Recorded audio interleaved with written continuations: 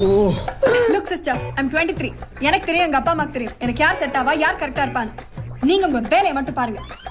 ஐயோ பாத்துட்டா அது இந்த வீக் எங்க போட்டேன்னு தெரியலையே.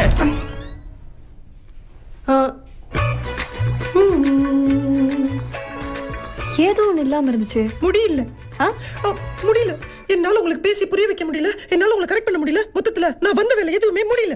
உங்களுக்கே அவனை பிடிக்கல? உங்களுக்கே அவனை பிடிச்சிருக்கு? ஏன்னா ஸ்மார்ட்டா இருக்கான்,